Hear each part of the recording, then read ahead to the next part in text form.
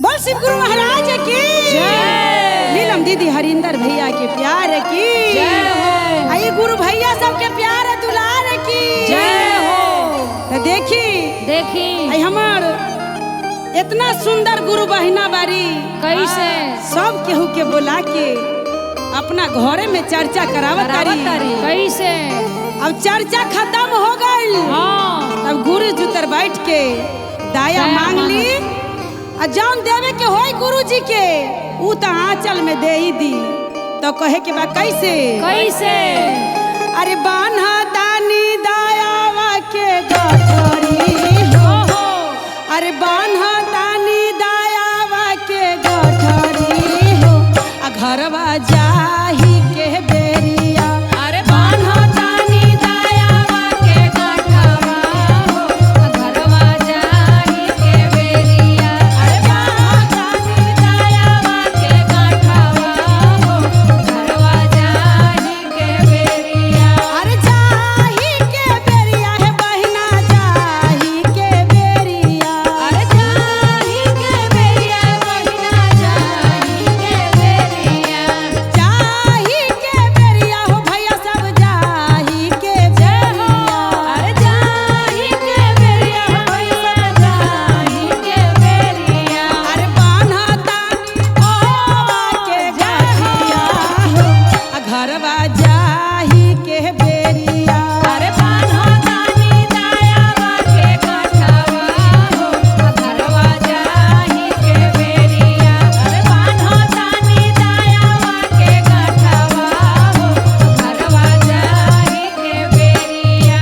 ये हो गे ठरिया अपना माई के में खोला।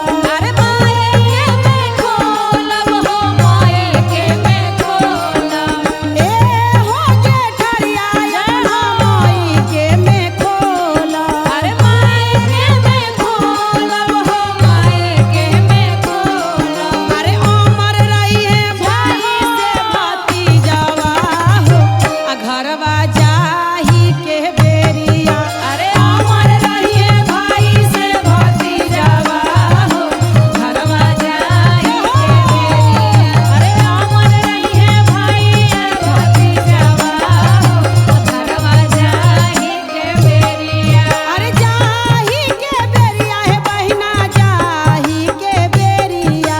अरे जाही के बेरिया बहिना जाही के बेरिया। अरे बान्हा दानी दायावा के गठिया है आ घरवा जाही के बेरिया।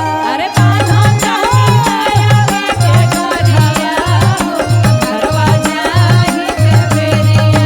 अरे बान्हा दानी दायावा के गठवा हो घरवा जाही के बेरिया। अरे ये हो गे ठरिया अपना ससुरा में खोला। अरे ससुरा में खोलब हो ससुरा में खोलब। अरे ये हो गे ठरिया अपना ससुरा में खोला।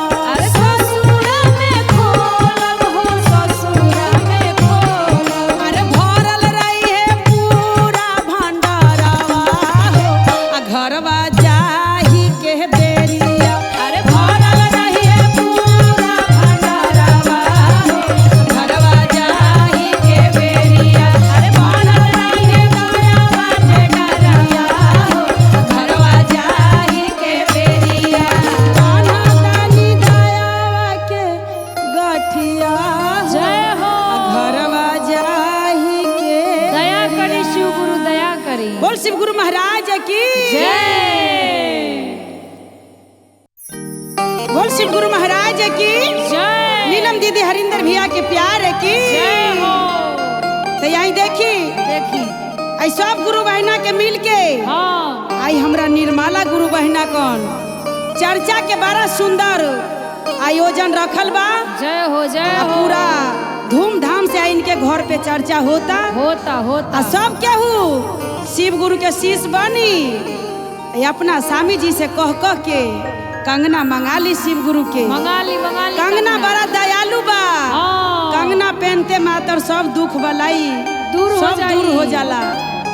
तो प्रेम से बोले साचे दरबार की जय। कैसे कहे की बा कैसे कैसे अपना चरनिया गुरुजी ओहो जय हो वही याद खैबै यो मोर शिव गुरु स्वामी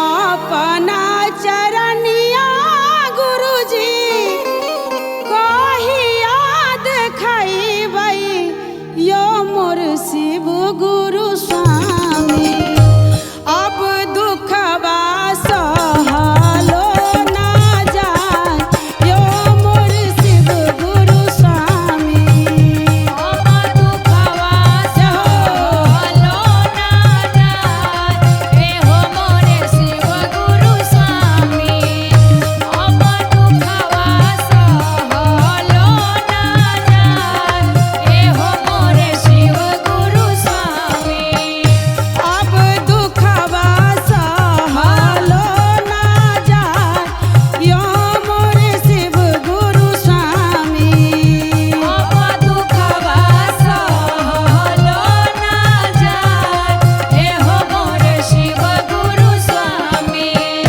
दया मांगे बैठलो हमहु मनहु न लागइयो मोर शिव गुरु स्वामी दया मांगे बैठलो हमहु मनहु न लागै हो मोरे शिव गुरु स्वामी मन माके दियौ समझाय यो मोर शिव गुरु स्वामी मानवा के दिहो समझाय हे हो मोरे शिव गुरु स्वामी मन माके दियौ समझाय यो मोर शिव गुरु स्वामी मानवा के दिहो समझाय हे हो मोरे शिव गुरु स्वामी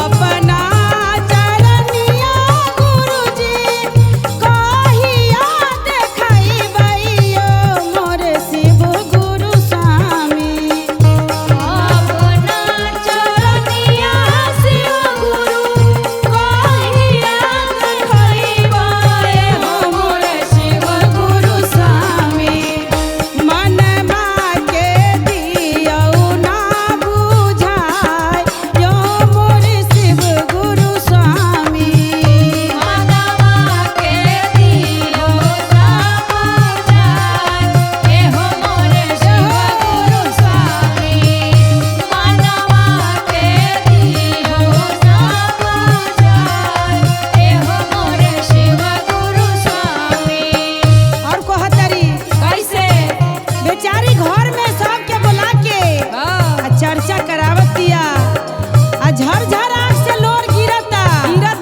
कि शिव गुरु सबके महान बनैली तनी हमरो पर दया करी दया करी जे दया हमहू चर्चा कराम जय तो हो कहतरी शिव कैसे कीजिए।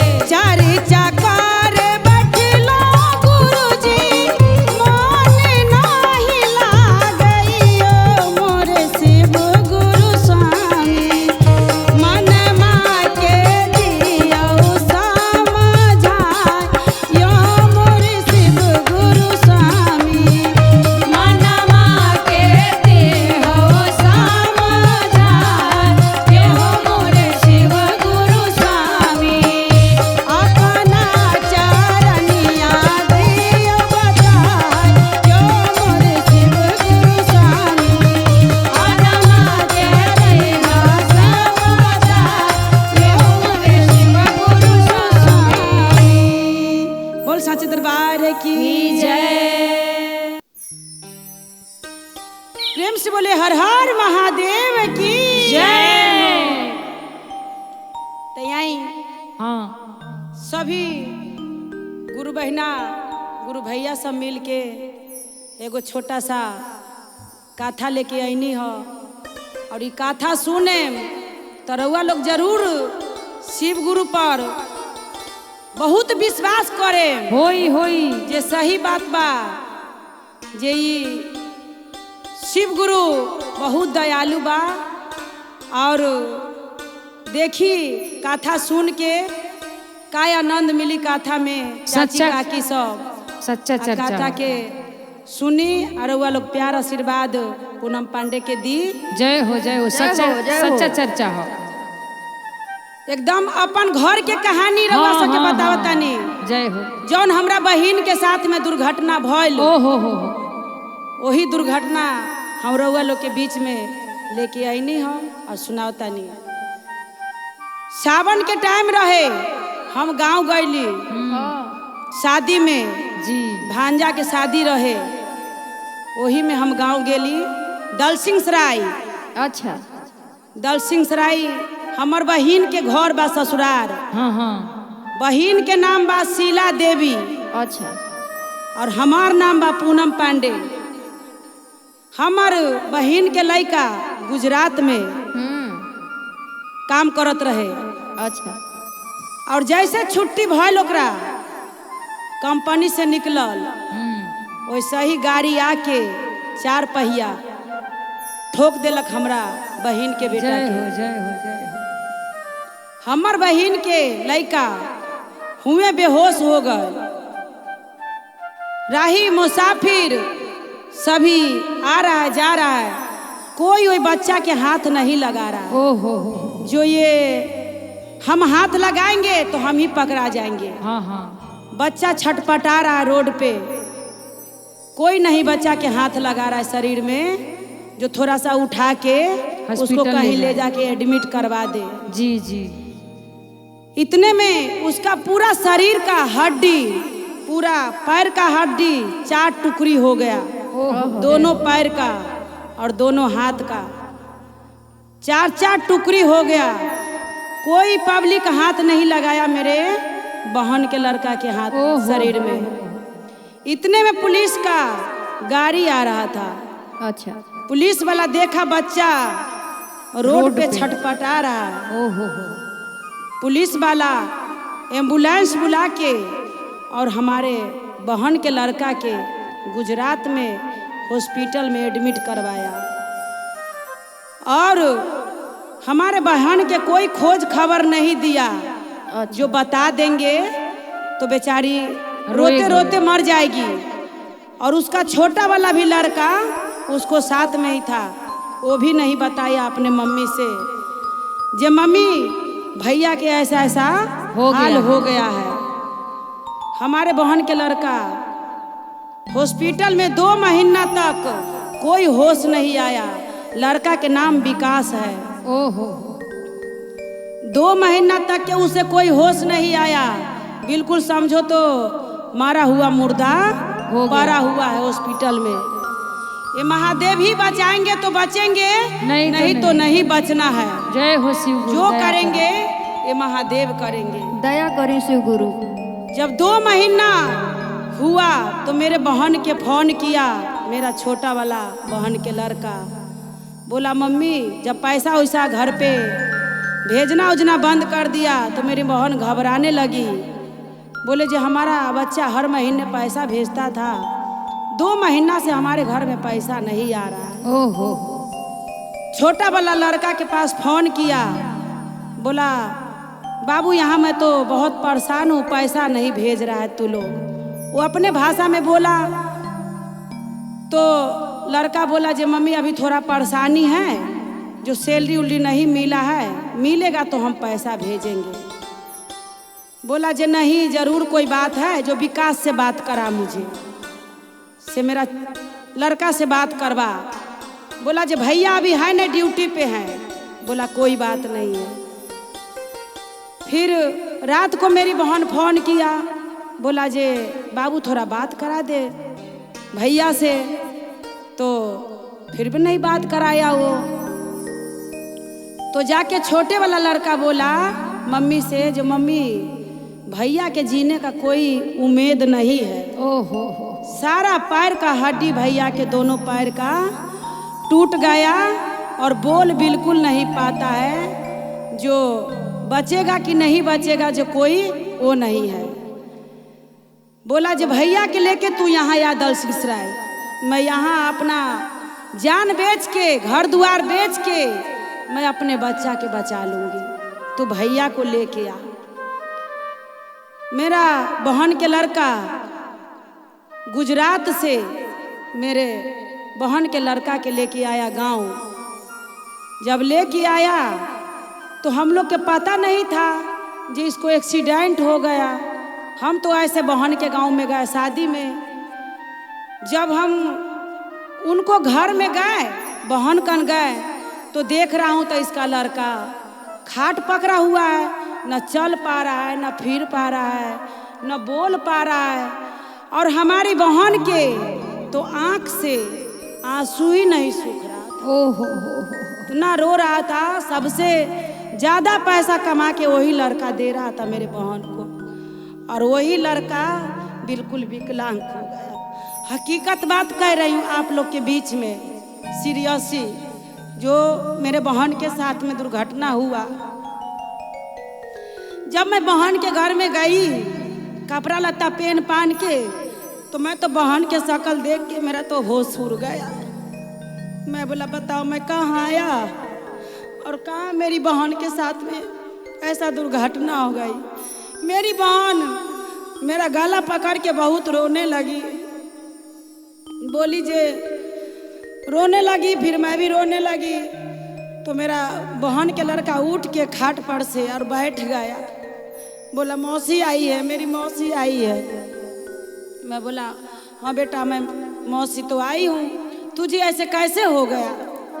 बोला मौसी बोल भी नहीं पाता था, जैसे लगता था गूंगा हो गया।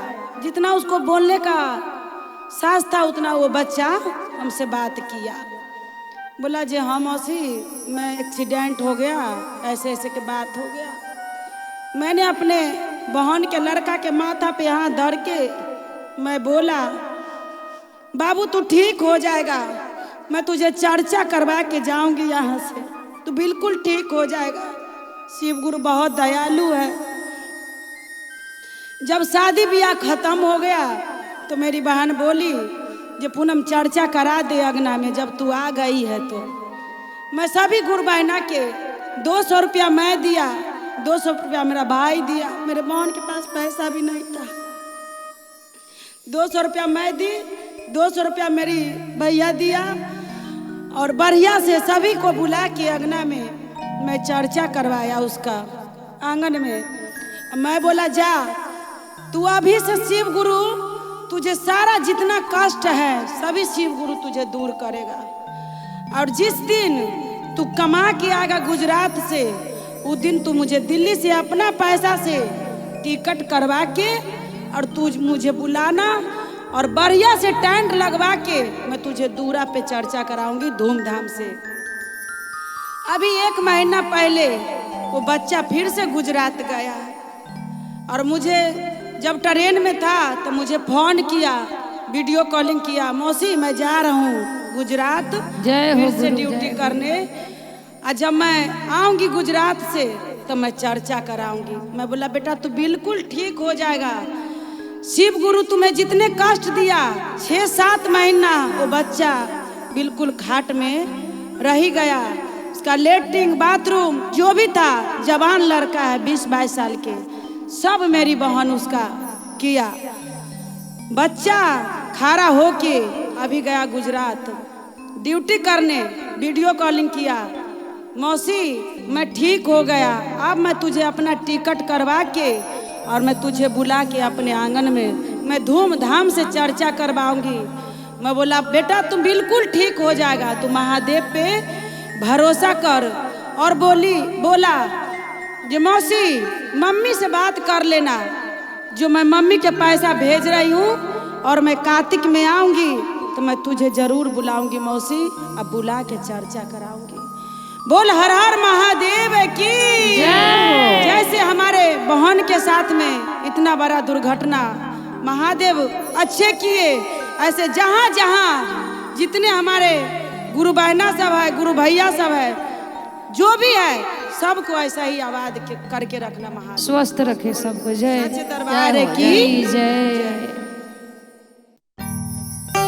बोल शंकर भगवान की जय। नीलम दीदी हरिंदर भैया के प्यार की जय। नीलम दीदी हरिंदर भैया के चरणों में बारंबार प्रणाम बा। आ जितना हमार बहना गुरु बहना सब बैठल बा सभी के चरण में हमार प्रणाम बा। जय हो, जय जहाँ हो। जहाँ चाची काकी सब देखत तनी सब केहू के प्रणाम करत तनी, भरपूर आशीर्वाद देम हमरा। बोल सच दरबार की जय। कहे के बा कैसे कैसे अरे भंगिया रसवा चुएला, अरे भंगिया रसवा चुए महरितवा ये गुरुजी। अरे भंगिया रसवा चुए अमृतवा ए गुरुजी। भंगिया रसवा चुए अमृतवा ए गुरुजी। भंगिया रसवा चुए अमृतवा ये गुरुजी, अमृतवा ये गुरुजी। अमृतवा ए गुरुजी। अमृतवा ए गुरुजी। अरे भंगिया रसवा चुए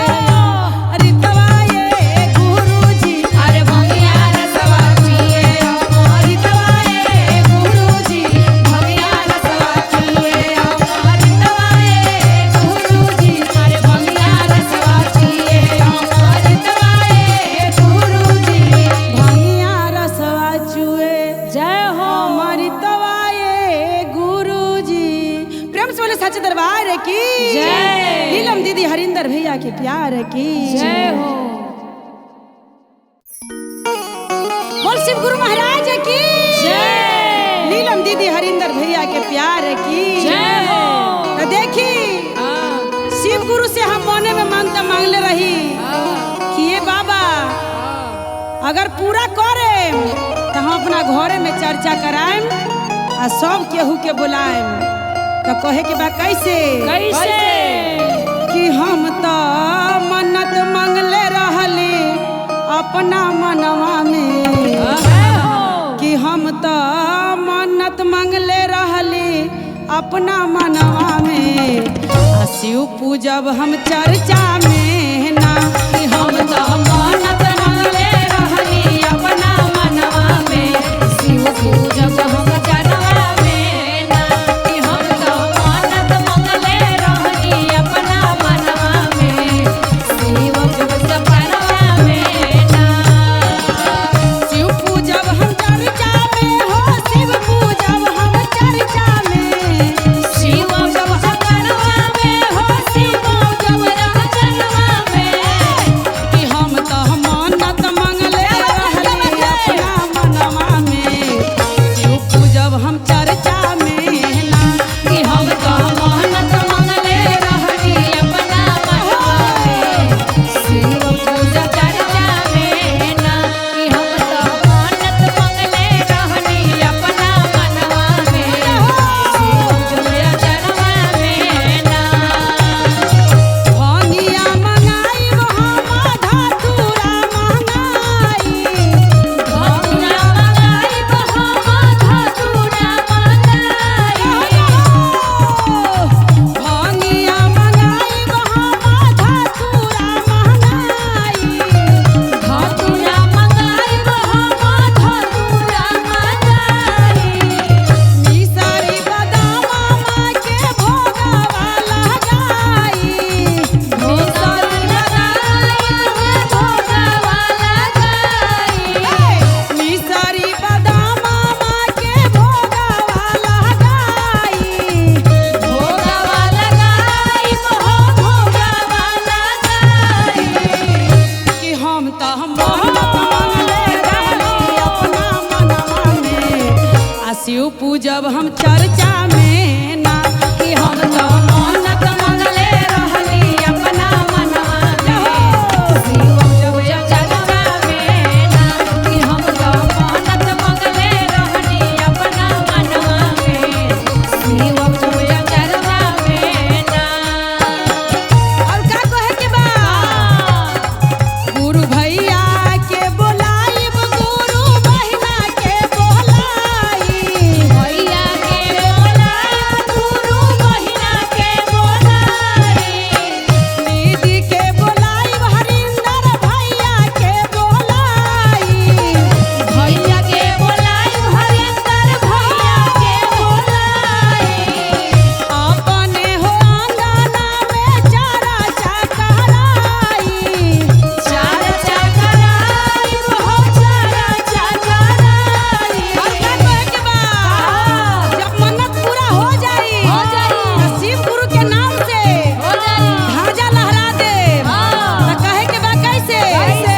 अपने हो अंगना में ध्वजा लहराई ध्वजा लहराई हो ध्वजा लहराई गुरु जी के नाम से हो ध्वजा लहराई ध्वजा लहराई हो ध्वजा लहराई कि हम तो मन्नत मांगले रहली अपना मनवा में शिव पूजब हम चर्चा में ना कि हम तो मन्नत मांगले रहली अपना मनवा में शिव पूजब हम चर्चा में ना कि हम तो मन्नत मांगले रहली अपना मनवा में शिव पूजब हम चर्चा में ना कि हम तो मन्नत मांगले रहली अपना मनवा में शिव पूजब हम चर्चा में ना बोल सच दरबार की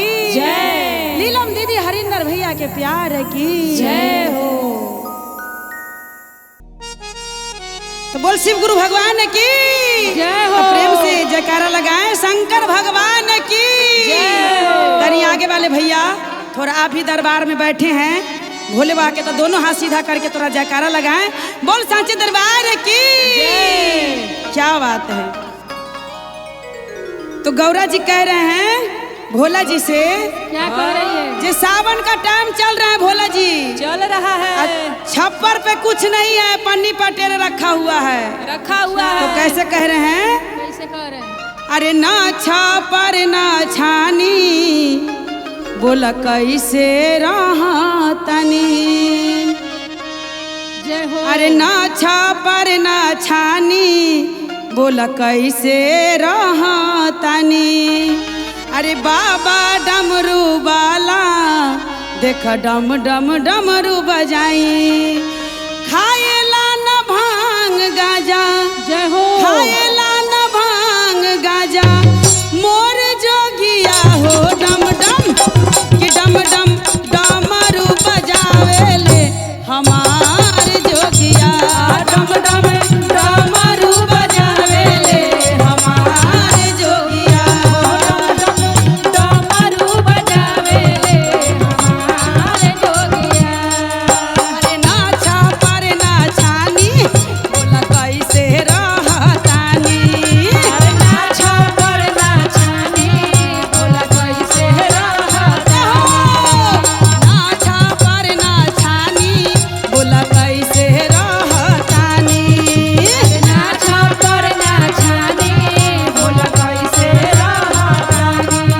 अरे खाएला ना भांग गाजा, खाएला ना भांग गा, मोर जोगिया हो डम डम कि डम डम डमरू बजावेले हमार जोगिया। डम डम डमरू बजावेले हमार जोगिया। डमरू बजावेले हमारे जोगिया।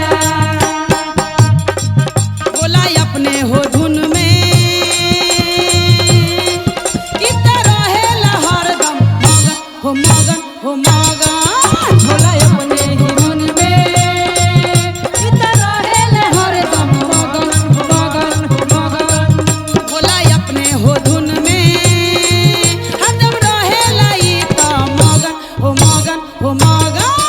बोला अपने ही धुन में रहेले हरदम मगन मगन मगन।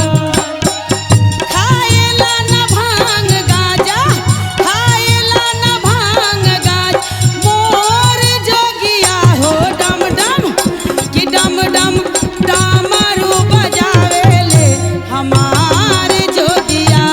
डम डम डमरू बजावेले हमार जोगिया। डमरू बजावेले हमारे जोगिया। अब चढ़ के कैसे ना छापर ना छानी, बोला कैसे रहतानी। अरे ना छापर ना छानी, बोला कैसे रहतानी। अरे बाबा डमरू वाला देख डम डम डमरू बजाई। अरे बाबा डमरू वाला देखो डम डम डमरू बजाई। खाएला ना भांग गाजा, खाएला ना भांग गाज, मोर जोगिया हो डम डम डमरू बजावेले हमार जोगिया।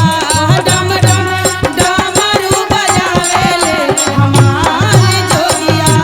डम डम डमरू बजावेले हमार जोगिया। डम डम डमरू बजावेले हमार जोगिया। बोल शंकर भगवान की जय हो जय हो जय हो जय हो।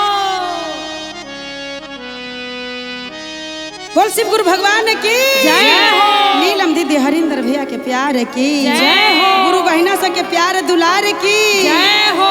राजू बाबा के प्यार की जय हो राजू बाबा की जय हो। तो यहीं भोला जी देखी जोगी फकीर बन के आ जंगले जंगले भांग गांजा तोरे खातिर कैसे घूमता, कैसे लोग के महल अटारी देले बा, आई अपने झोपड़िए मरैया में गुजारा करता। कैसे हो, कैसे कहे के कैसे जंगलवा में हो, जंगलवा में, जंगलवा में हो, जंगलवा में तो भोला जोगी बन के घूमले जंगलवा में, भोला जोगी बन के घूमे जंगलवा में, भोला जोगी बन के घूमे जंगलवा में, जंगलवा में हो, जय हो में जंगलवा में हो, जंगलवा में भोला जोगी बन के घूम जंगलवा में, भोला जोगी बन के घूमे जंगलवा में, भोला जोगी बन के घूमे जंगलवा में। कहे के बा कैसे कैसे सब का के देली भोला महल अटारी, महलया तारी भोला महलया तारी, सब का के देली भोला महल अटारी, महलया तारी हो महलया तारी।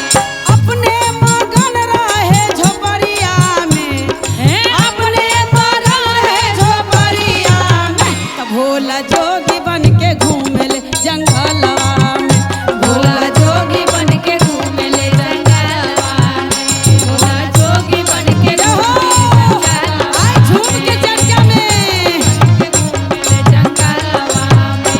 जंगलवा में हो, जंगलवा में, जंगलवा में हो, जंगलवा में भोला जोगी बन के घूम जंगलवा में, भोला जोगी बन के घूमे ले जंगलवा में, भोला जोगी बन के घूमे ले जंगलवा में।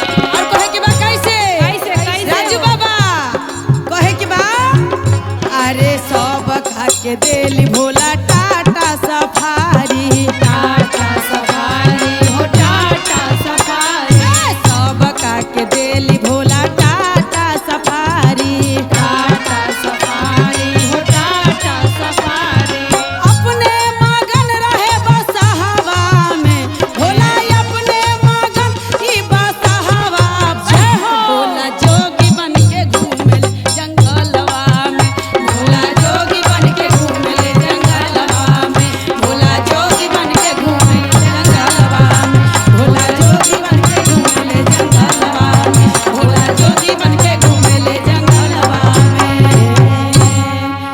बोल सच दरबार की जय हो शिव गुरु महाराज की जय हो जय हो बोल शिव गुरु भगवान की जय हो नीलम दीदी हरिंदर भैया के प्यार की जय हो। तो यही हाँ अब आई चर्चा होता, होता आई हमरा सुधा जी के घरे हाँ तो वही में कहे के का कहे के बाबू के भेज के समाध देली हो, हाँ जे जितना गुरु बहिना बा सब के बोला लावा तो कहे के बा कैसे कैसे हो अरे 10 के न 20 के आ नहीं 25 के, जय हो भोले 10 के न 20 के आ नहीं 25 के आ गुरु जी से दया मांग हम बेगर फीस के, गुरु जी से दया मांगब हम बेगर फीस के, गुरु जी से दया मांगब हम बिना फीस के, गुरु जी से दया मांगब हम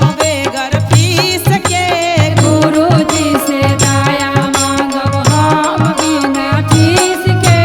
कहे के बा कैसे कैसे हो अरे लौंग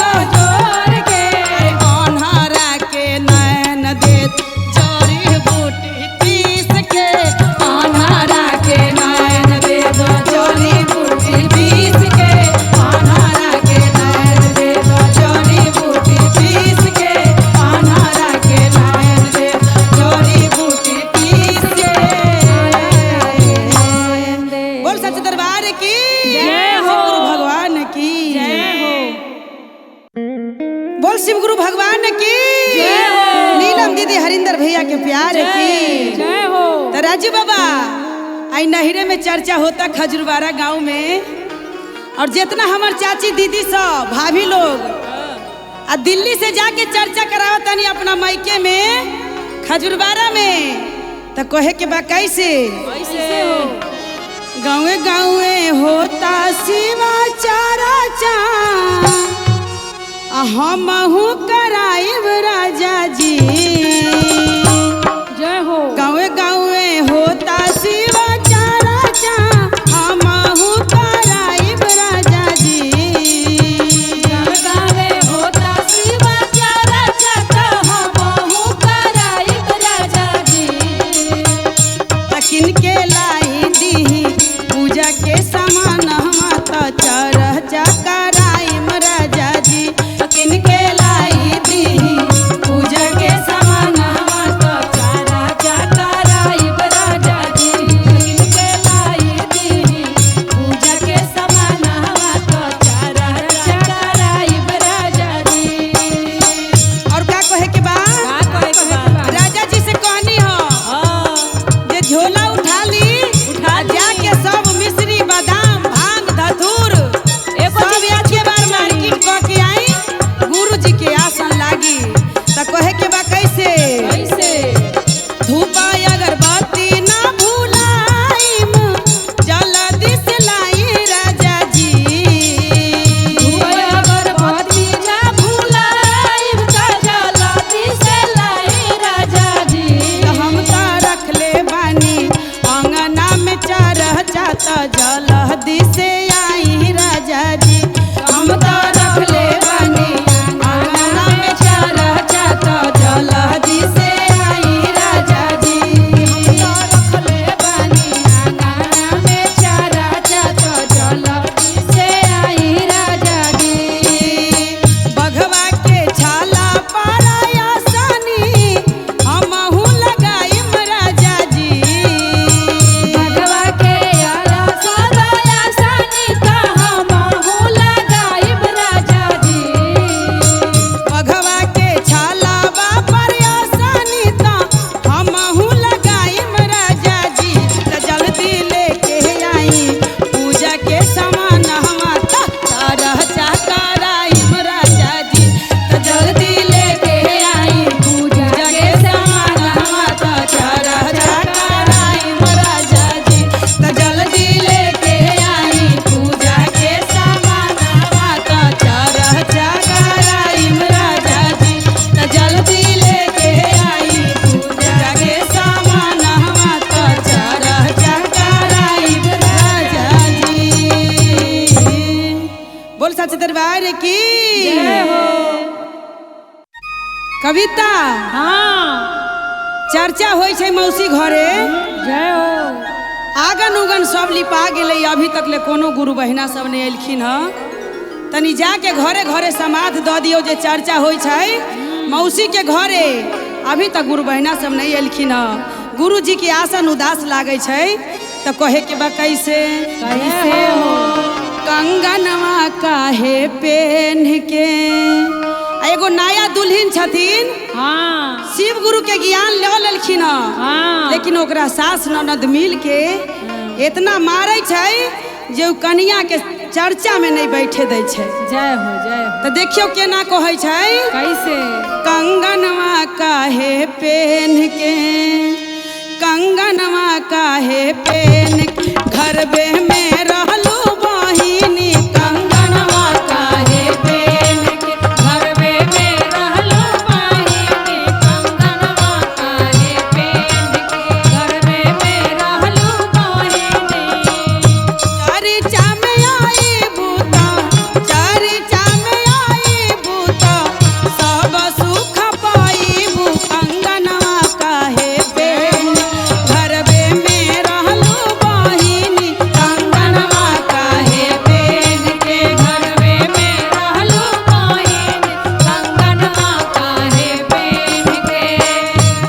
देखियो हाँ गुरु के ज्ञान ल लेलखिन ह आ कंगन पहन ले छै, आ सास ननद अगना में घिसेट घिसेट के मारे छै ओइ कन्या के, जय हो। चर्चा में नहीं बैठे दै छै।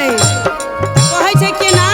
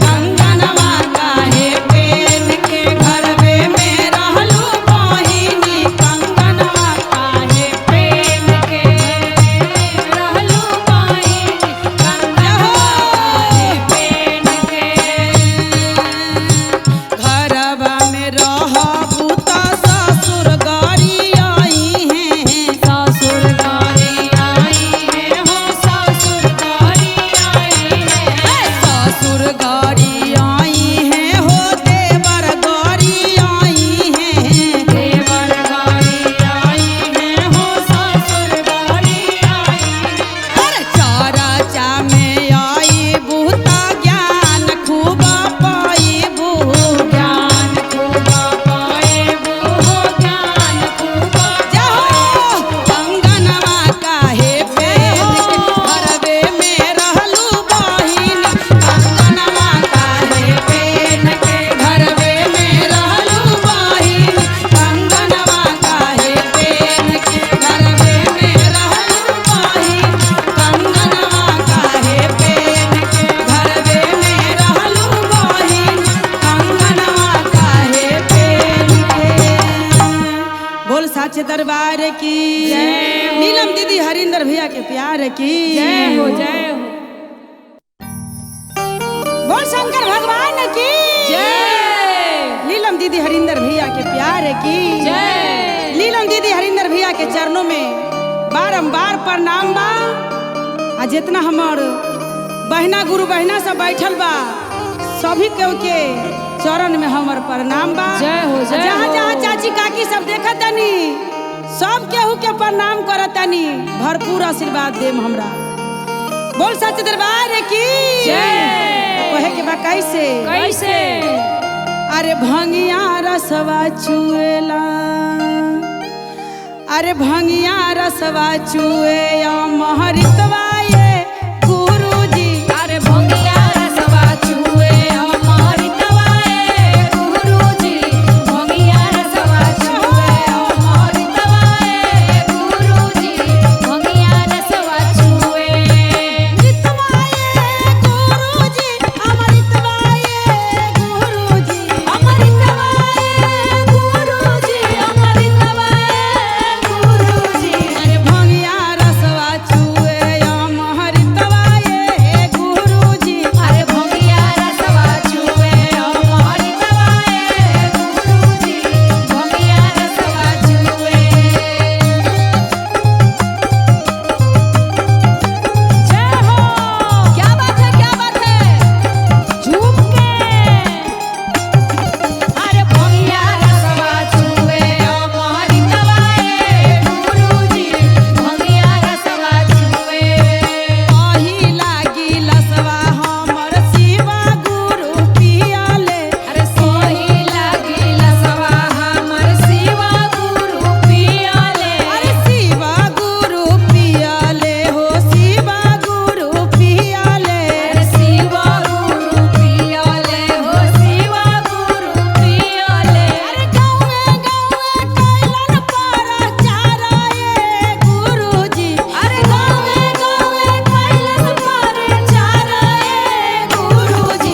अरे भंगिया रसवा चुए अमृतवा ये गुरुजी। अरे भंगिया रसवा चुए अमृतवा ए गुरुजी। भंगिया रसवा चुए अमृतवा ए गुरुजी। भंगिया रसवा चुए। अमृतवा ये गुरुजी। अमृतवा ये गुरुजी। अमृतवा ए गुरुजी। अमृतवा ए गुरुजी। अरे भंगिया रसवा चुए अमृतवा ये गुरुजी। अरे भंगिया रसवा चुए अमृतवा ए गुरुजी। भंगिया रसवा चुए। कैसे? अरे दूसरा गिलास हमर साहेब भैया पियाले। अरे दूसरा गिलास हमर साहेब भैया पियाले। दूसरा गिलास हमर साहेब भैया पियाले। अरे दूसरा गिलास हमर साहेब भैया पियाले। अरे गाँवे गाँवे बाटलन ज्ञानवा ये गुरुजी। अरे गाँवे गाँवे बाटलन ज्ञानवा ये गुरुजी। अरे भंगिया रसवा चुए अमृतवा ये गुरुजी। अरे भंगिया रसवा चुए अमृतवा ए। जय नीलम दीदी हरिंदर भैया के प्यार की जय हो।